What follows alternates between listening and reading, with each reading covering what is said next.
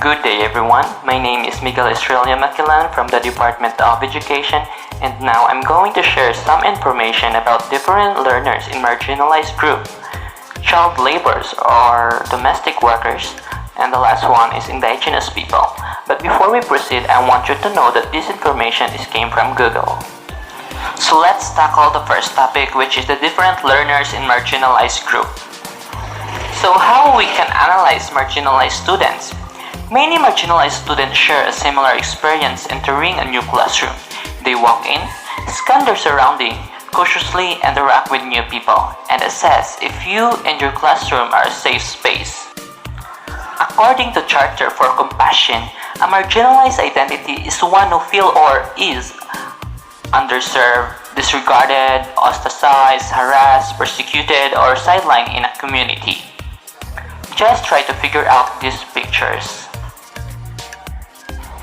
What are the possible group of marginalized students?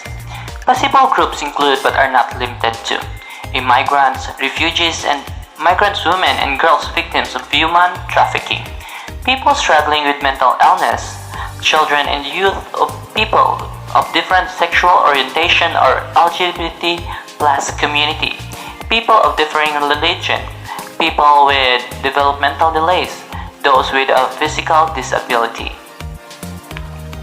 So what can teachers do for this kind of concern? Being nice isn't enough. Students deserve a teacher who is actively honoring their identity in the classroom.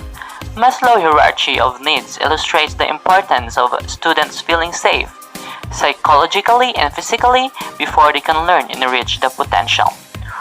What's required for personal safety dependent of the person, but to get started, here is the list of common approaches you can immediately implement into your classroom. What are the approach you need to promote in your classroom? Hanging classroom visual, one of the easiest and the most technical approaches to fill your space with imagery in messaging supportive the identities of your student, particularly your marginalized student. Students develop first impression as they look around your classroom and wait for you to begin your class before you even have a chance to speak. Supportive language words matter. The words you use and don't use with the students play a critical role in supporting their identity. How can you help your students? Help students by being aware and informed of various subgroups students can represent. Be able to identify stereotypical or biased imagery in student work or reference materials and address them accordingly. Removing existing barriers rather than focusing on the students in your room. Consider who is missing and try to identify potential barriers blocking their access. One approach to compare how our student population align with the rest of the building and identify any gaps. You could also review the policies or practices to see how those could be unintentionally blocking access for students. So let's proceed to the second topic, which is child labor or domestic worker. Child domestic labor is one of the most widespread and exploitative form of child labor in the world. Child domestic worker help with the day-to-day tasks of running a household. This may include cooking, cleaning, caring for children or elderly, gardening, running errands, and other tasks, as well as selling goods in the market and on the street. These children may leave their employers or separately from them. They may receive financial remuneration for the work or in kind, payment like food and housing. The hours are long and many child domestic workers report that they are continually on call. What is a major factor of child labor? Poverty is usually a major factor. Child domestic workers are often overloaded in attempts to protect child workers, partly because of the notion of the domestic work is a safe form of employment. However, because these children work inside private homes, they are especially isolated and at risk for abuse. According to the ILO, 3/4 of all children in domestic child labor perform hazardous work. This can include children working for at least 43 hours per week, working at night, and being exposed to physical or sexual abuse. How many children do hazardous work? Child labor is work that deprives children of their childhood, their potential and their dignity, and that is harmful to physical and mental development. In the Philippines, there are 2.1 million child laborers aged 5 to 17 years old based on the 2011 survey of the children of the Philippine Statistic Authority or PSA. About 95% of them are in hazardous work. 69% of these are aged 15 to 17 years old, beyond of the minimum allowable age for work, but still exposed to hazardous work. So what is child work? Child work is appropriate to a child age and mental capabilities supervised by responsible and caring adults. Limited hours of work does not hinder the child from going to school, playing, or resting workplace is kept safe and child-friendly. Does not pose hazards to health and life of the child. Child physical, emotional, and mental well-being are nourished even in the working environment. Child works voluntary to participate in the family responsibility of maintaining the household child is justly compensated, governed by family or community norms and values. Child's work serve as a vehicle for social advancement and improvement in the child quality of life. What are the root causes of this phenomenon? There are many root causes of the child domestic work, but in broad terms, we can differentiate between push and pull factors. Among the first, there are poverty in its feminization, social exclusion, lack of education, gender and ethnic discrimination, violence suffered by children in their own homes, displacement, rural-urban migration, and the loss of parents due to conflicts and/or disease. Among the latter, we can talk about increasing social and economic disparities, debt bondage, in addition to the perception that the employer is simply an extended family and therefore offer a protected environment for the child. The increasing need for the women of the household to have a domestic replacement, which enables more and more, gives child workers an opportunity for education. What are some of the hazards that children domestic workers face? The hazards linked to the child domestic work are matter of serious concern.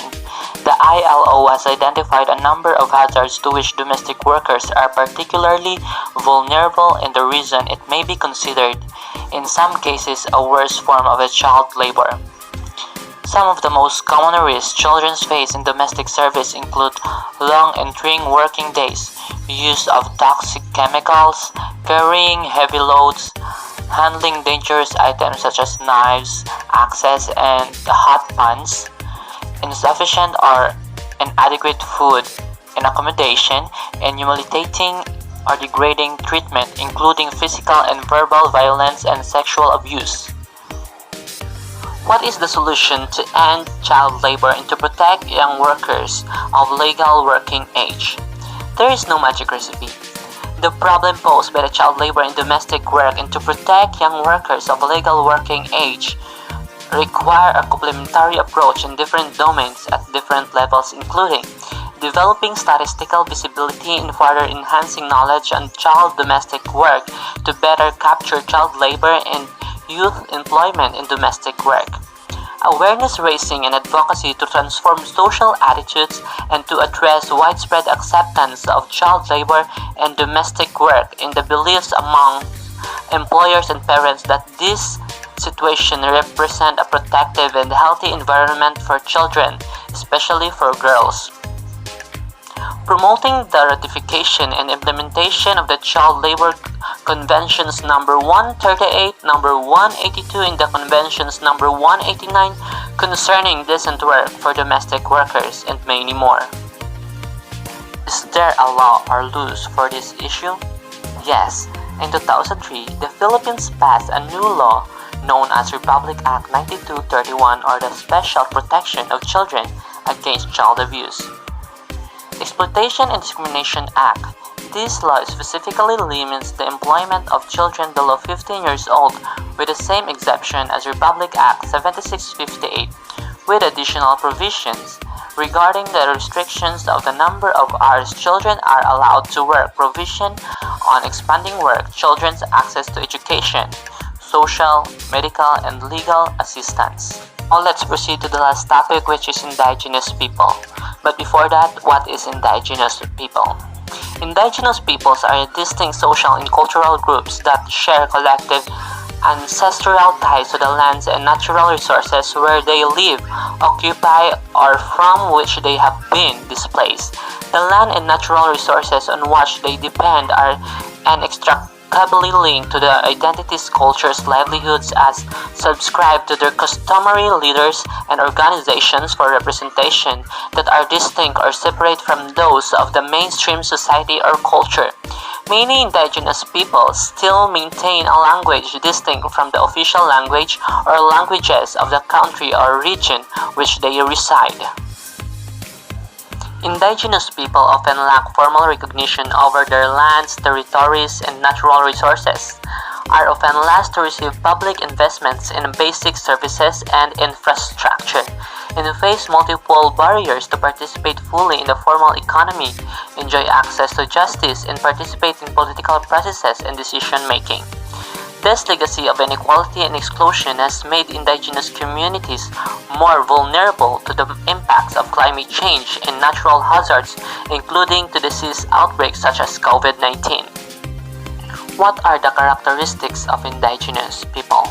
A defining characteristic for an indigenous group is that it is a preserved traditional ways of living, such as a present or historical reliance upon subsistence-based production or based on pastoral, horticultural, and or hunting and gathering technique, and a predominantly non-urbanized society. What is the difference between native and indigenous peoples? The difference between indigenous and native, when used as adjectives, indigenous means born or engendered in, native to a land or region, especially before an intrusion, whereas native means belonging to one by birth, native also noun with a meaning a person who is native to a place. How many indigenous communities are there in Philippines? The Philippines is a culturally diverse country with an estimated 14 to 17 million indigenous peoples, belonging to 110 ethno-linguistic groups. They are mainly concentrated in northern Luzon, Cordillera Administrative Region 33%, and Mindanao 61%, with some groups in the Visayas area. What are the major indigenous peoples in the Philippines? These groups rank from the various Igorot tribes, a group that includes the Bontoc, Ibaloy, Ifugao, Isneg, Kalinga, Kankani, and Tinguan who built the rice terraces. They also covered a wide spectrum in terms of their integration and acculturation with a low in Christian and Muslim Filipinos. What problems do indigenous communities face? The first one is poorer health, lower levels of education, inadequate housing and crowded living conditions, lower income levels, higher rates of unemployment, higher levels of incarceration, higher death rate among children and youth due to unintentional injuries, higher rates of suicide. That's all, and thank you.